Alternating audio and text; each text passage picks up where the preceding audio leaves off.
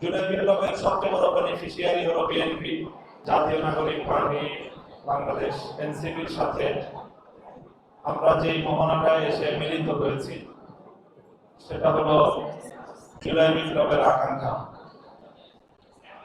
বাংলাদেশে একটি গণভোট হয়ে গেল। আমরা চেয়েছিলাম গণভোটটা আগে হোক, সংসদ নির্বাচনটা পরে হোক।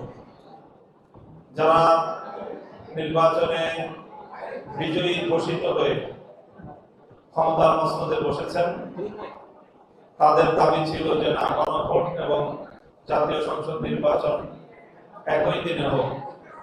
তখনই আমরা সন্দেহ করেছিলাম যে জুলাই সনদ নিয়ে এই ক্ষমতাসীন মহলের তাদের অসৎ কোনো উদ্দেশ্য থেকে থাকতে পারে। জুলাই বিপ্লবের সবচেয়ে বড় বেনিফিশিয়ারি হলো বিএনপি। ক্ষমতায় গিয়ে জুলাই সনদের ব্যাপারে, জুলাই সনদ বাস্তবায়নে তারা যে গড়িমসি করছে, আমি মনে করি এটা সুস্পষ্ট জুলাই বিপ্লবের সাথে গাদ্দারি এবং বিশ্বাসঘাতকতা। রক্তের সঙ্গে গাদ্দারি করলে তারা কোনোদিনও সফল কাম হতে পারবে না।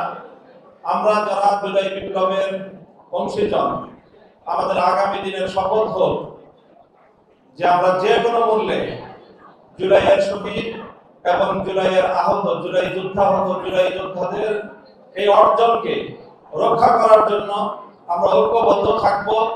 গাদ্দারি এবং বিশ্বাসঘাতকতার রাজনীতি বাংলাদেশ থেকে আমরা বিতাড়িত করবো ইনশাআল্লাহ।